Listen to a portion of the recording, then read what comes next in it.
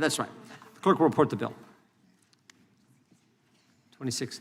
Make sure I got the right one. H.R. 2675, a bill to amend Chapter 111 of Title 28. Without objection, the bill will be considered as read and open for amendment at any point. The chair now recognizes the gentleman from Virginia, Mr. Klein, for an opening statement. Thank you, Mr. Chairman. I'm pleased to introduce H.R. 2675, the Protecting Our Courts from Foreign Manipulation Act. This bipartisan legislation addresses a serious threat to the integrity of our judicial system by foreign actors who engage in lawfare against U.S. individuals and businesses for nefarious purposes. Due to the lack of reliable disclosure requirements today, foreign states with adversarial interests can secretly fund lawfare against U.S. individuals and businesses to harass or intimidate. Because neither the courts nor many of the parties may be aware of their involvement, these cases also represent opportunities for foreign interests to misappropriate proprietary information and technology. For example, a foreign adversarial government may seek to benefit its national champion by providing funding to a patent assertion entity to engage in a litigation campaign against a key U.S. competitor. If that U.S. company is unaware of the involvement of the foreign government, it will not know that the lawsuit's intended to benefit its foreign competitor. It will not know that the plaintiff's lawyers are secretly being paid by that foreign government, and it will not know that it has to seek extra protections from the court to ensure that its confidential technical information does not fall into the hands of its competitor during discovery. If the court is similarly unaware of the foreign government's involvement, it will not know to scrutinize the plaintiff's discovery requests or to issue extra protections in its protective order. The secret involvement of foreign states in our legal system puts our citizens and companies at risk, clogs our courts with improper lawsuits, and exacerbates the disparity between the fair treatment in U.S. courts and the unfair treatment of our companies and citizens in litigation abroad. This legislation would curb these practices. It would require at the outset of litigation the disclosure of any foreign person, state, or sovereign wealth fund other than an actual party to the suit that is providing monetary support.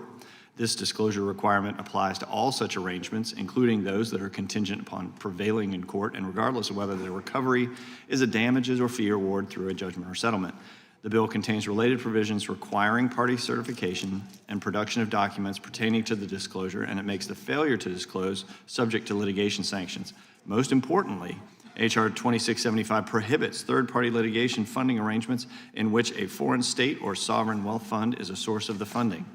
Finally, H.R. 2675 requires the Department of Justice to report to Congress on the identities and sources of funding in federal cases where foreign-funded cases are litigated, the total estimate of foreign money in federal litigation, and the types of cases that are funded by foreign sources.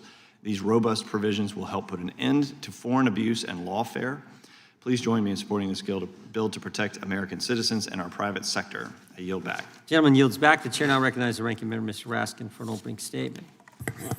Chairman, thank you very much. You know, when I first saw this one, I could hardly believe my eyes because I had just been reading an article about Donald Trump's $400 million airplane that he received as a gift from the Qatari government. And of course, this committee knows about the tens of millions of dollars that he's received in unconstitutional foreign emoluments, which violate Article 1, Section 9 from Saudi Arabia, United Arab Emirates, Indonesia, Egypt. We've released reports on all of this stuff. So this bill is now targeting, if I understand it right, financing, third-party financing of litigation that either directly or indirectly, whatever that means, comes from any foreign source at all. And these are entities that actually have a right themselves to go to court in America. So it's hard exactly to see why there should be a ban on their being involved in other litigation. Don't we just leave that up to the market? I mean, certainly that's Donald Trump's solution, and he's violating the Constitution directly. I think I picked up the newspaper yesterday.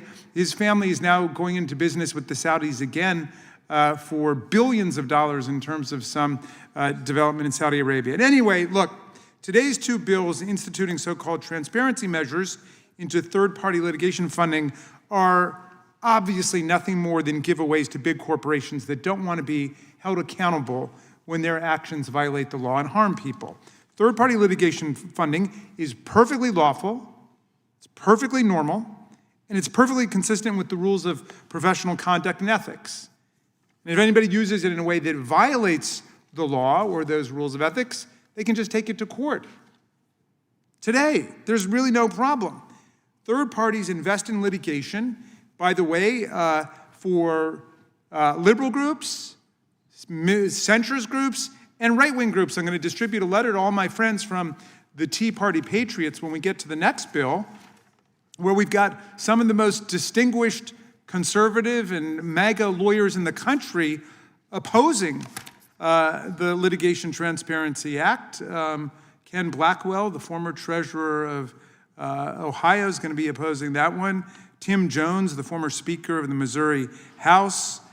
Stephanie Smith from Alabama, I think in Representative Moore's district. On and on. These people understand how dangerous this is, right? Third parties invest in litigation in return for a share of the contingency fee or the damages awarded should the party they've invested in win the case. This is a practical, market-based solution to the problem that the majority of Americans face when they think about going to court to obtain justice against a deep-pocket defendant. Litigation is extremely expensive, and deep-pocketed corporate defendants will try to spend you into oblivion rather than give you the opportunity to win in court. Third-party litigation funding helps ensure that nobody, the little guy, the middle guy, the big guy, left, right, center, is denied their day in court simply because of financial obstacles and barriers. And it works.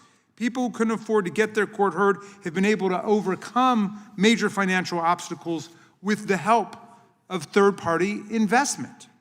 But because third-party litigation funding helps ordinary citizens take on the big guys, it's become a target for big business groups that would much prefer that people not have the ability to bring lawsuits against them. These businesses and other corporate interests want you to believe that these agreements are somehow dangerous or nefarious. They suggest that actually third-party funding is somehow giving ordinary people an unfair advantage against large, powerful corporations that can purchase all of the legal help that they want.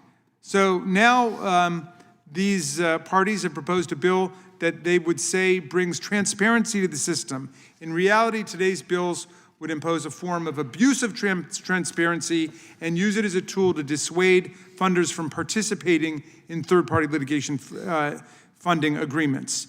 Forcing litigants to disclose private investors would undoubtedly have a chilling effect on TPLF usage.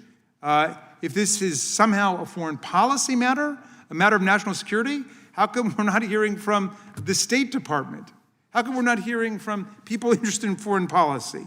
I'm delighted that my colleagues have an interest in what foreign governments are trying to do to influence us here in America, but I can guarantee you it's got nothing to do with foreign sources indirectly affecting parties whose causes of action must be adjudicated by American judges and juries. It has to do with direct payoffs to the President of the United States, like the $400 million Qatari airplane and the millions and millions of dollars that were spent on rooms never used at the Trump Hotel by the Chinese government and by the Saudis and United Arab Emirates and so on.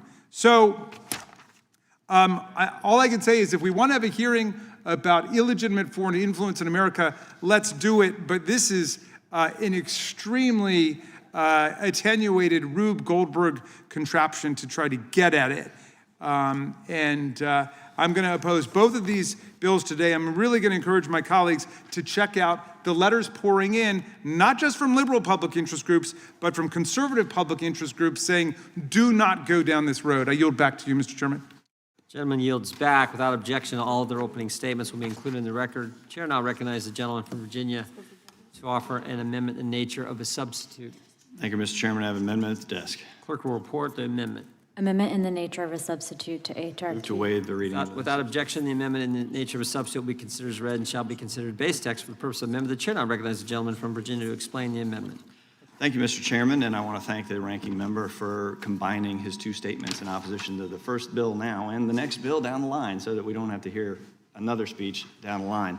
A lot of what he said doesn't relate to this bill, but let me just get into the details of this amendment and the nature of substitute. This amendment makes minor changes to clarify the bill's provisions to prevent gamesmanship and also provides additional relief to U.S. individuals or companies who were targeted by foreign actors. As amended, the bill would now prohibit providing or receiving monetary support from a foreign state, even in the absence of a formal agreement, and clarifying language has been added to the definition of sovereign wealth fund to avoid confusion or gamesmanship. The bill as amended would also require disclosure of the identity of a foreign source of monetary support, even absent a formal agreement, creating contingent rights. Additionally, this amendment adds a provision that lawsuits in violation of the prohibitions against foreign state funding are to be dismissed, and further provides that a party targeted by such a lawsuit can retroactively obtain relief from the judgment if the violation is only discovered later. I urge my colleagues to support the amendment, and I yield back. Gentleman yields back. Who seeks recognition? The gentlelady from North Carolina is recognized. Thank you, Mr. Chairman. I just want to say that I strongly oppose both this bill and H.R. 1109. I think they're both overbroad. They will have unintended consequences, though part of me thinks that they are intended consequences. These bills are not about transparency or national security. They're about making it harder for workers, consumers, patients, and survivors to hold rich and powerful entities accountable in court. They were written to give corporate defendants a new strategic weapon, insight into the financial resources of the people suing them, so that they can drag out litigation and force families to give up or settle for pennies on the dollar. In North Carolina, when families are poisoned by PFAS in their drinking water, or when a defective product harms a child, or when a worker is injured by corporate negligence, they should not lose their day in court because Congress decided to tip the scales even further toward the defendant. These two bills force disclosure of third-party litigation funding to corporate defendants, not just the judge. This is a crucial distinction. Today, judges already have the authority to review litigation funding arrangements to make sure that they are fair, ethical, and lawful, without handing a corporation a roadmap to the plaintiff's financing. The plaintiff doesn't get that roadmap to the corporation's financing.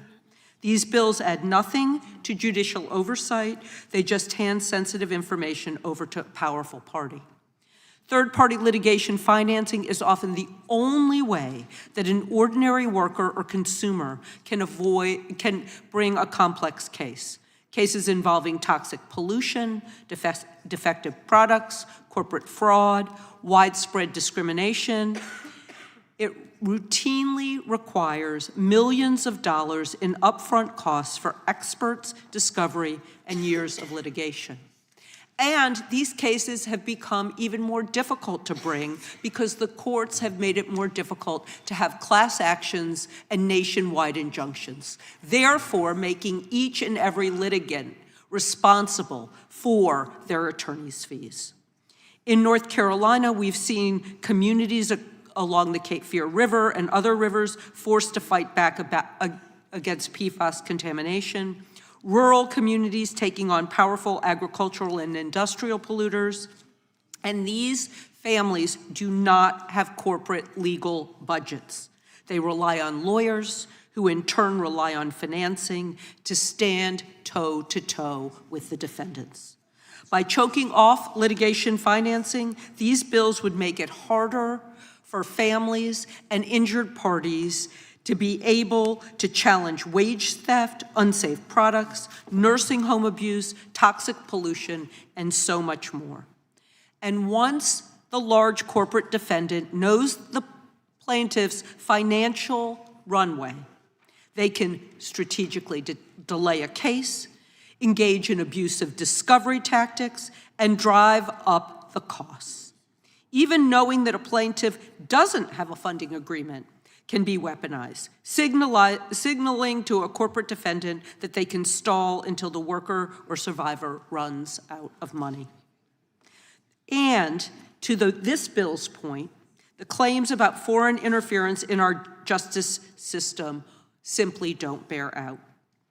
If we were generally interested in foreign sovereign wealth funds influencing U.S. litigation, the logical solution would be to carefully target disclosures to just address national security interests, not forcing a sexual assault survivor or a worker with wage theft claims to open their financing arrangements to the corporations they're suing. For all of these reasons, I'm strongly opposed to this bill and the other bill that we're supposed to hear, and urge my colleagues to stand with everyday Americans and not powerful entities seeking to evade justice. And I yield back. Gentlelady yields back. The gentleman from Arizona is recognized. Thank you, Mr. Chairman.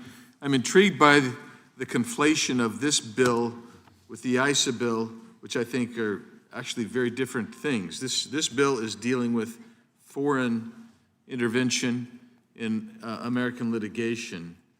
And if we don't put something on this, we're going to continue to see a whole host of perverse incentives to come in.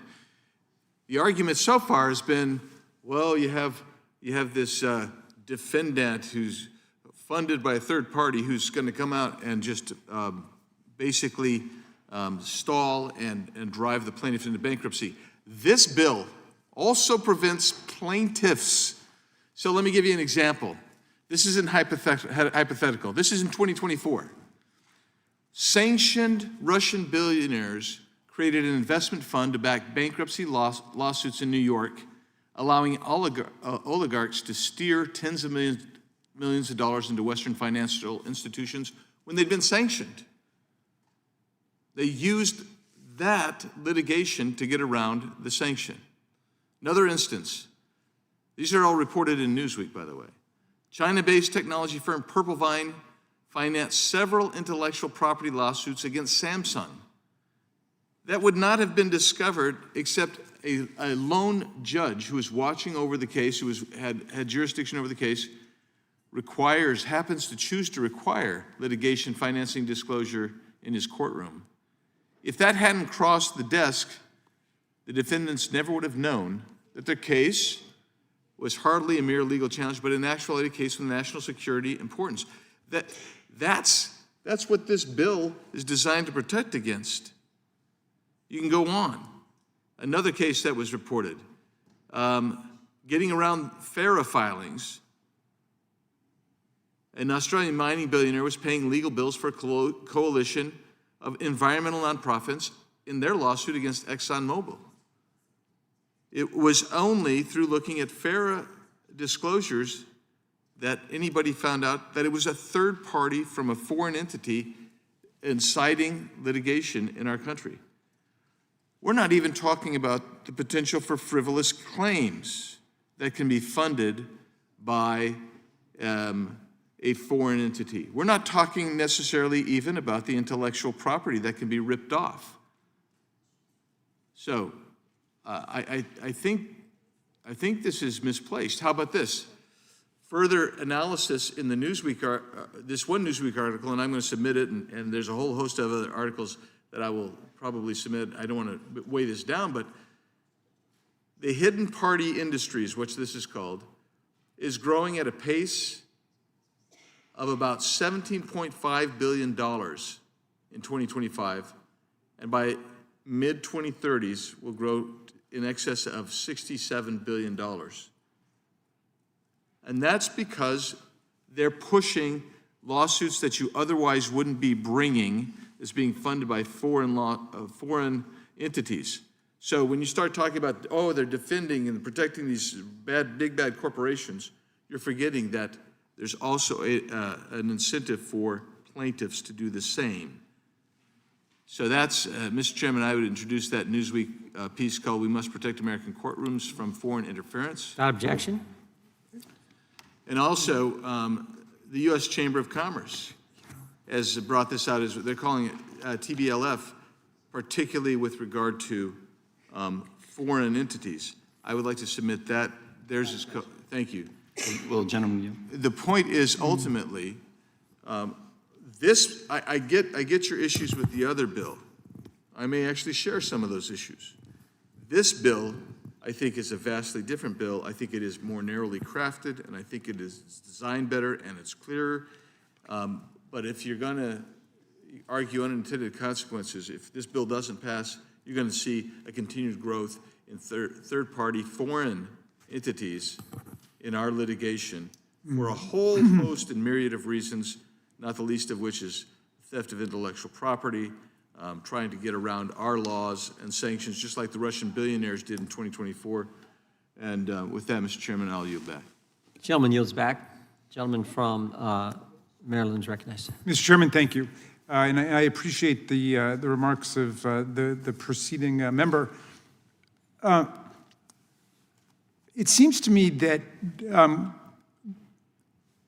what happened in the case that you're describing is exactly what ought to have happened.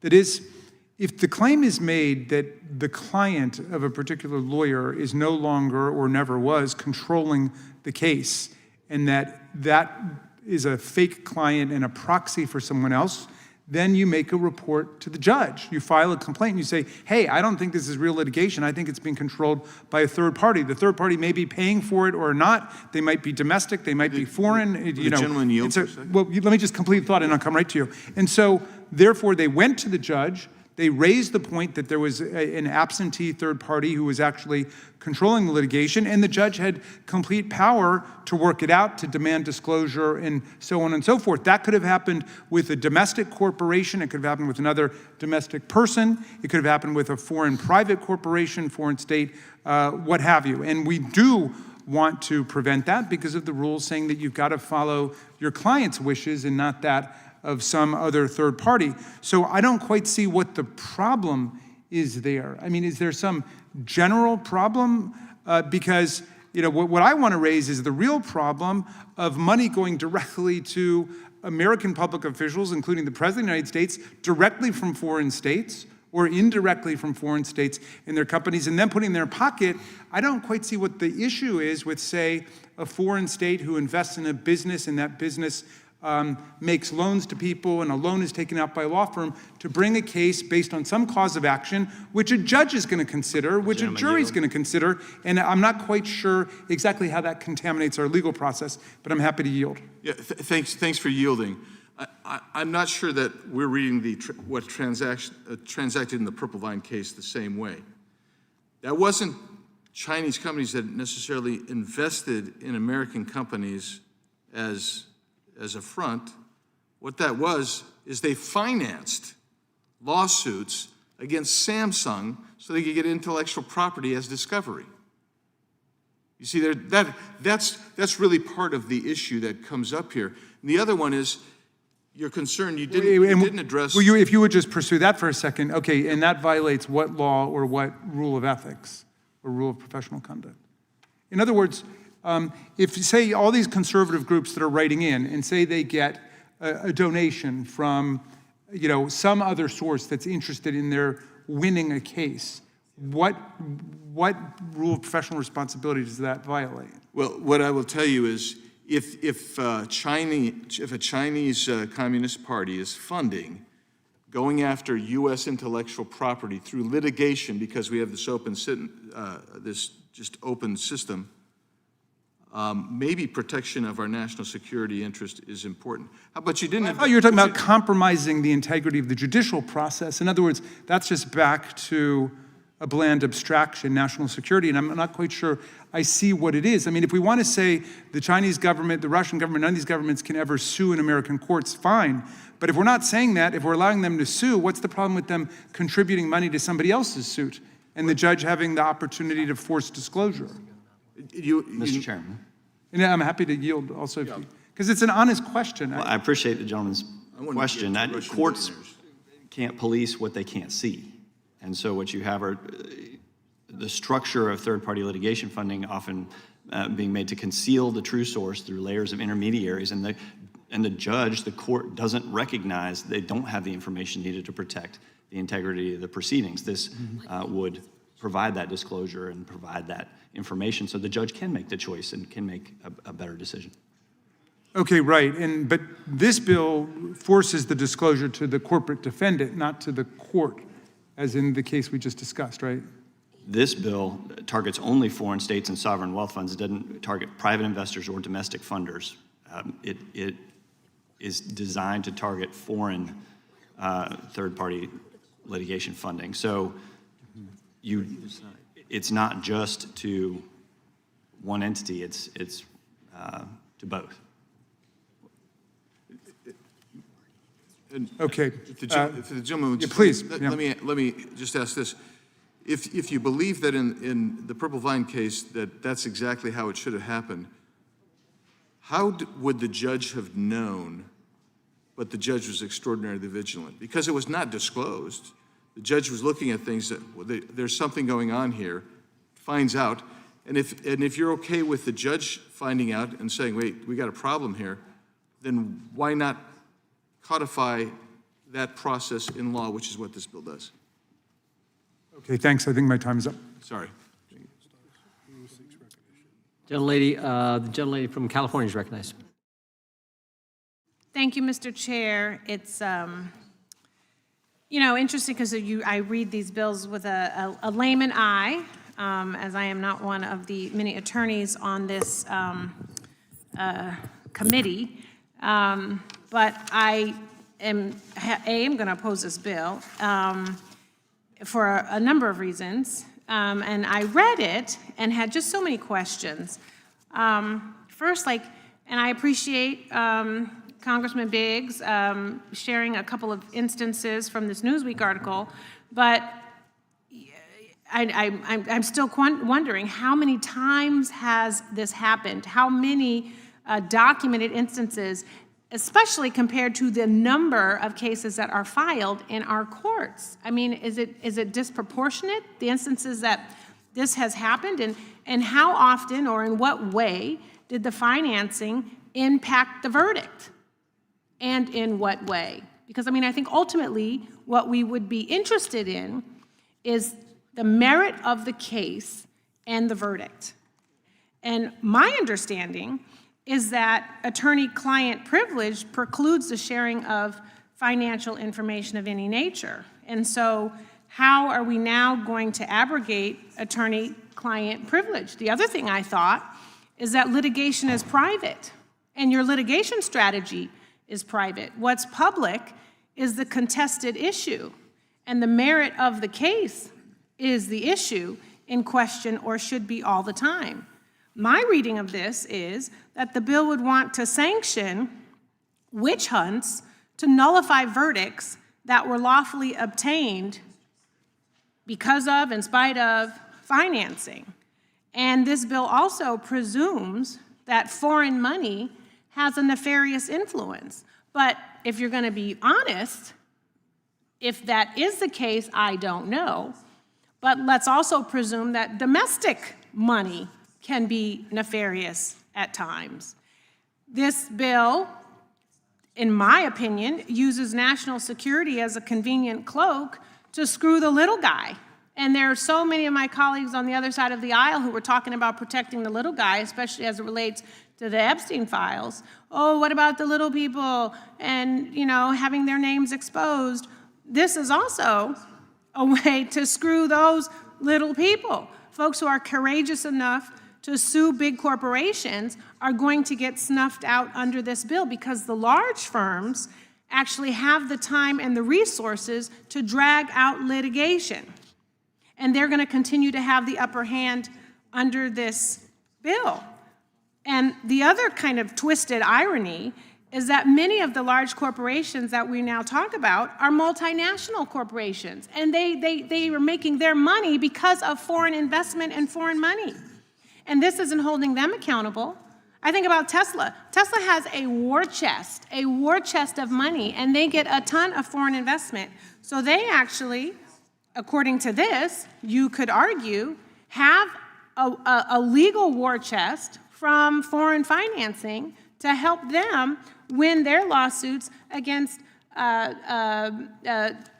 plaintiffs, against workers, against consumers, or anyone who's going to be bold enough, I guess in this instance now, if this bill were to pass, silly enough to try and sue them because they've been wronged.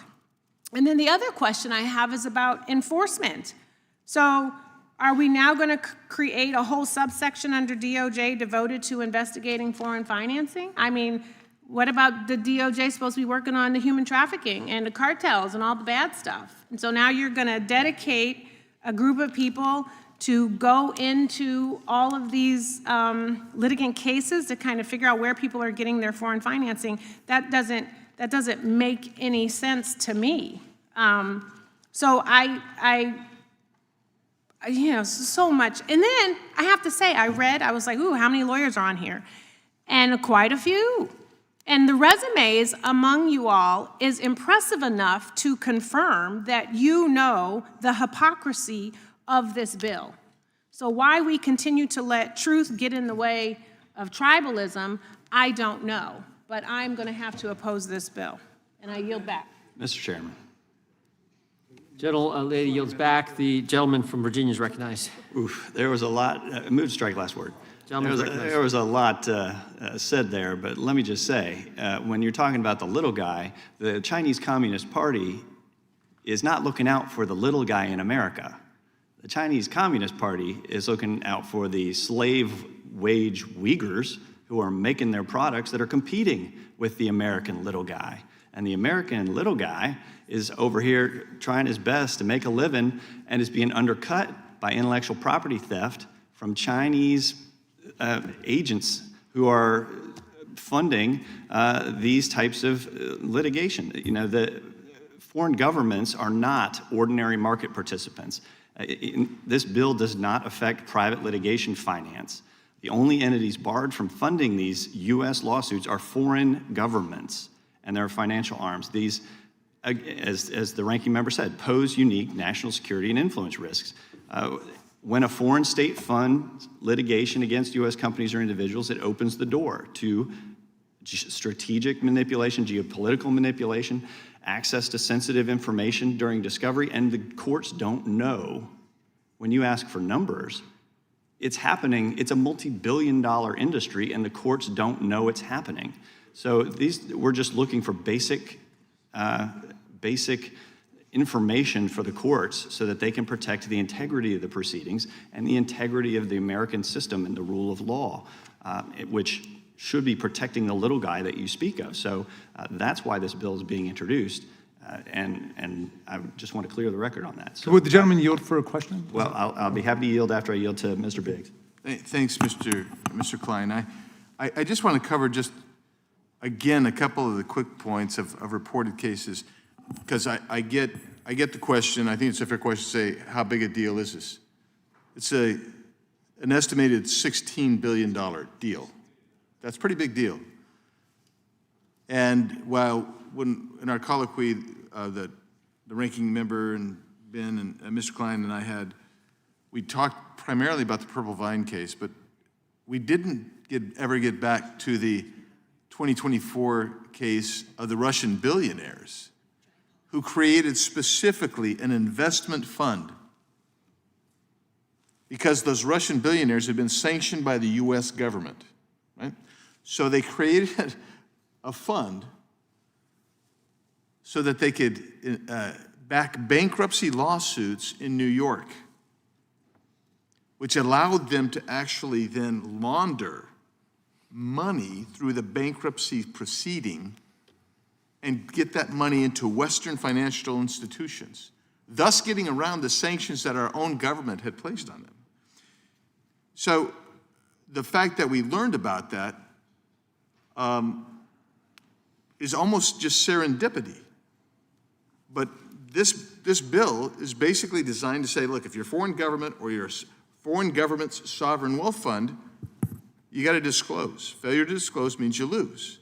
That isn't protecting the little guy. In this instance, you had the Russians going around our law. And in the Purple Vine case, it wasn't a little guy that would have been protected. It was Samsung.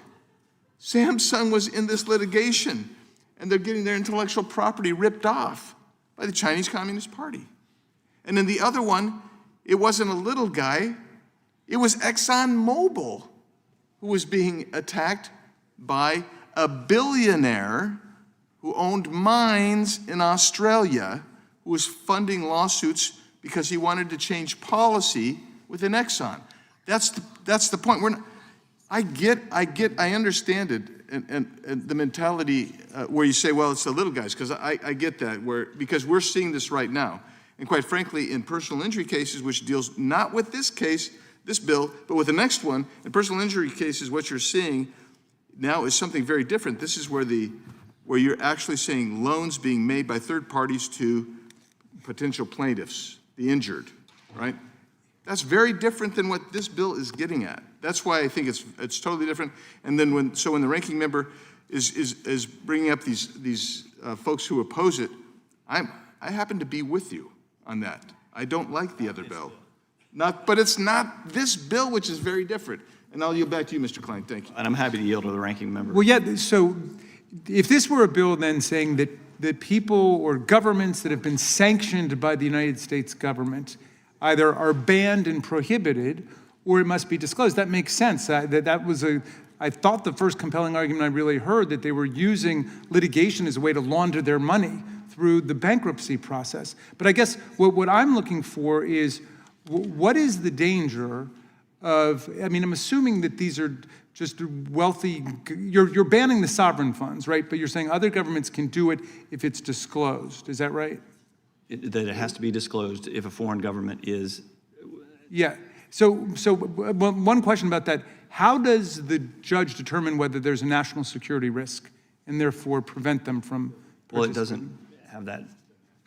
So it's not in the bill. That's. Okay, so it's not really about national security then. But then what is it about? If it's not, you're saying even if they were a national security risk, we're going to let that go. Well, what's the issue? And that's why I come back to the linkage between these two bills, because it's just really making it more difficult for people to get money if there are these international funds that have decided investing in American litigation is, through some other entity, is a lucrative way to invest. Maybe we want to fundamentally change our legal system, but that is our legal system, right? And so people need money in order to go to court. And I'm not quite sure why, if the American judges and appeals courts and juries are in control, how it's a threat to our judicial system to allow them to invest in the litigation. It's one thing if it's a foreign interest. It's another thing if it's a foreign government. And because I think that's why? But how does because it influence? We don't want foreign governments influencing our judicial system with multi-billion-dollar lawsuits. Mr. Chairman. Okay. I've run out of time, Mr. Chairman. Mr. Chairman. Gentlelady from Washington is recognized. As I read this bill, though, the prohibition applies only to foreign governments, sovereign funds, but the disclosure applies to private funders as well. And so that's why, to me, the effects of these two bills are the same. And the concerns that we are raising around the second bill applies here too, because the disclosure requirements are not just foreign governments and wealth funds. It actually says person here. Name, address, and if applicable, citizenship or the country of incorporation or registration of any foreign person. So this is, the effects of the two bills are the same, and I think at the end of the day, it is about the little guys with a lot fewer resources that are facing big, powerful corporations, and I think you end up in a situation where the cost barrier alone determines who wins and who never gets hurt, and you end up disallowing workers and consumers and victims and survivors and small businesses any kind of a fighting chance. So to me, the two bills are the same in their effect. And lawsuits that wouldn't have been possible without third-party litigation funding, and here I'm talking about the second bill, but they include mothers suing a pharmaceutical company for cancerous baby powder, families of victims of school shootings, suing a gun manufacturer for marketing AR-15s to teenagers, small inventors suing large companies for stealing their creations, female employees suing an insurance company for discriminating against them through lower pay and fewer promotions. So even though you're making the distinction here, it seems to me that your bill is not, the prohibition is the only part that applies to state. I don't know if you want to, I'm happy to yield to you. Diligently yield, thank you. Yeah. I would just say that the Chinese Communist Party is not going to be the entity that is engaging in this funding. It is going to be using proxies. It is going to be using, it is, when you see Huawei engaged in this type of third-party litigation. But this isn't Huawei, this is. No, you're talking about the second bill. This is no, I'm talking about your bill. Okay, well, yeah. I'm talking about your bill on They also page use 4, it proxies says and individuals, and I mean, the Okay, but Chinese then- Communist but- parties will. reclaiming my time, but then there's no distinction. You're trying to make a distinction between the state and sovereign wealth funds and private individuals, but you're trying to get at the yourself problem. saying that there's no distinction here because you're saying that those foreign governments might fund through private individuals, but then you're collapsing the distinction right there. So it's not, I mean, I think that, again, the effects end up being the same, and I think that's why for those of us who are concerned about these bills, we want to make sure, and I think my colleague from Arizona mentioned this as well, but I think that we want to make sure that the little guy does have the ability to fight back. And so I just, I want to address the myth that third-party litigation funding encourages the filing of frivolous lawsuits. That's the effect of both of these bills, I think. Funders provide money on a contingency basis, meaning that they're not going to recover the loan unless and until the victim's case is resolved in a way that allows the victim to pay back the loan. And these funders finance cases because they believe the cases are meritorious and they have the high likelihood of success. Otherwise, they would lose the money that they lend to the victims. I had this comment for the second bill, but I don't know if we're going to get to that bill. So I'll just say that I also find it somewhat rich that my Republican colleagues ended the government shutdown last week, denied 22 million Americans the ability to stop health insurance costs from going up, but at the same time gave 8 of their Senate Republican colleagues the opportunity to sue the government, get millions of dollars in taxpayer-funded payouts in court for subpoenaing their records as part of the January 6th insurrection investigation. That's something that no other American gets to do, and it feels to me like that's just more rigging of our justice system to benefit them, but not you. So it's fine for them to sue, but not you. And with this bill, I think with both these bills, there's a real attempt here to stop the little guys from holding corporations accountable. So I'm a no on both these bills. Gentlelady yields back. Gentleman from New York is recognized for, I think, an amendment. An amendment, yes. Gentleman from Maryland is recognized. The amendment is at the desk.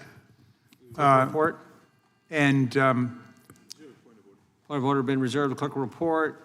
Amendment to the Without amendment. objection, the amendment will be considered as read. The gentleman from Maryland, the ranking member, is recognized to explain the amendment. the amendment compels disclosure in the interest of transparency of all the donors to the new White House construction project.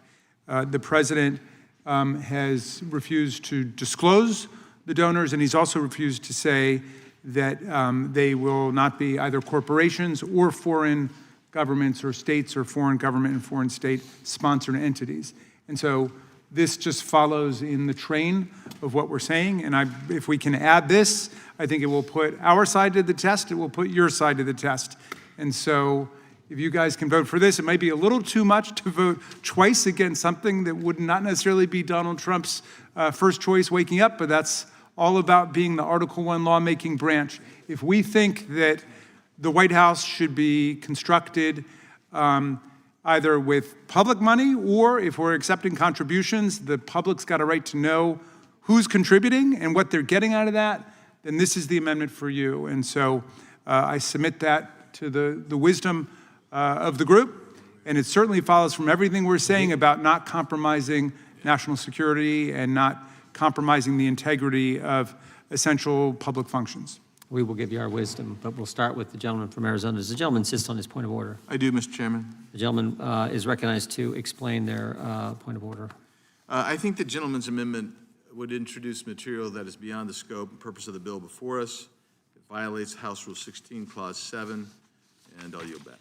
Gentleman yields back. The gentleman from Maryland wish to Well, it goes, Fine as well? yeah, I would just say this goes right to the heart of the legislation, at least as it's been recommended to us, which is that it's all about preventing illegitimate foreign influence and control over American governmental process.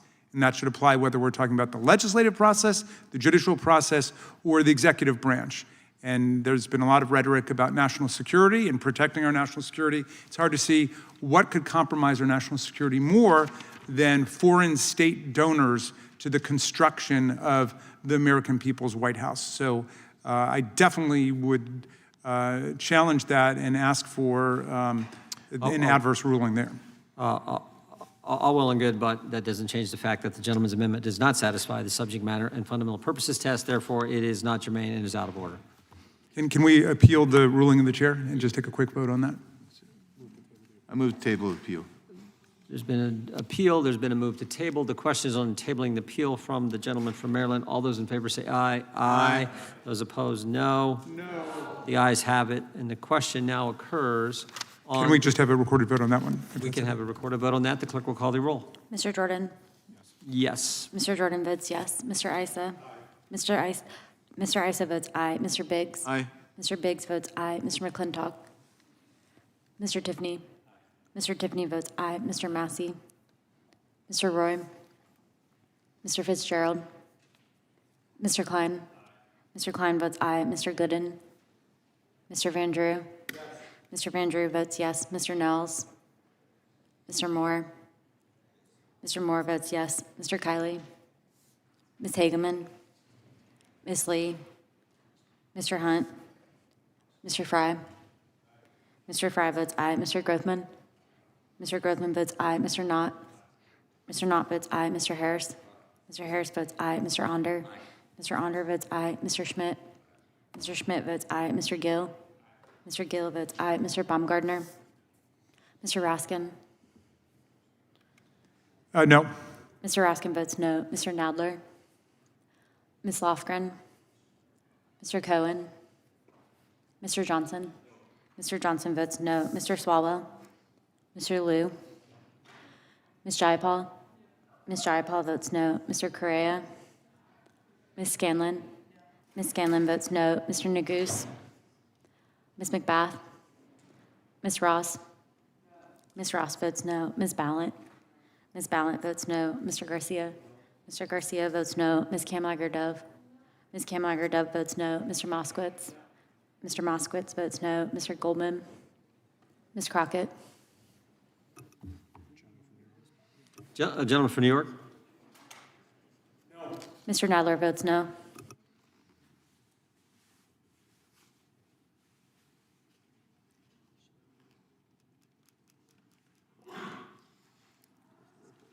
Clerk will report. Mr. Chairman, there are 14 ayes and 10 noes. The tabling motion, the ayes have it, the tabling motion is adopted. The question now is on the adoption of the amendment in the nature of a substitute. This will be followed immediately by a vote on reporting the bill. All those in favor say aye. Aye. Those opposed, no. In the opinion of the chairs, the ayes have it. The amendment in the nature of a substitute is adopted. The question is on favorably reporting the bill as amended. All those in favor say aye. Aye. Those opposed, no. No. In the chair, the ayes have it. Can we have a recorded vote on that? Yes, we can. The clerk will call the rule or call the roll on the legislation. Mr. Jordan? Yes. Mr. Jordan votes yes. Mr. Isa? Mr. Biggs? Mr. Biggs votes aye. Mr. McClintock? Mr. McClintock votes aye. Mr. Tiffany? Mr. Tiffany votes aye. Mr. Massey? Mr. Roy? Mr. Fitzgerald? Mr. Klein? Mr. Klein votes aye. Mr. Gooden? Mr. Van Drew? Mr. Van Drew votes yes. Mr. Nels? Mr. Moore? Mr. Moore votes yes. Mr. Kiley? Ms. Hageman? Ms. Lee? Mr. Hunt? Mr. Fry? Mr. Fry votes aye. Mr. Grothman? Mr. Grothman votes aye. Mr. Knott? Mr. Knott votes aye. Mr. Harris? Mr. Harris votes aye. Mr. Onder? Mr. Onder votes aye. Mr. Schmidt? Mr. Schmidt votes aye. Mr. Gill? Mr. Baumgardner? Mr. Raskin? No. Mr. Raskin votes no. Mr. Nadler? No. Mr. Nadler votes no. Ms. Lofgren? Mr. Cohen? Mr. Johnson? Mr. Johnson votes no. Mr. Swalwell? Mr. Liu? Ms. Jayapal? Ms. Jayapal votes no. Mr. Correa? Mr. Correa votes no. Ms. Scanlon? Ms. Scanlon votes no. Mr. Neguse? Ms. McBath? Ms. Ross? Ms. Ross votes no. Ms. Ballant? Ms. Ballant votes no. Mr. Garcia? Mr. Garcia votes no. Ms. Kamlager-Dove? Ms. Kamlager-Dove votes no. Mr. Moskowitz? Mr. Moskowitz votes no. Mr. Goldman? Ms. Crockett? Could I be recorded as an aye, please, Mr. Issa? Mr. Issa is aye. Mr. Kiley, you're not recorded. Mr. Kiley votes aye.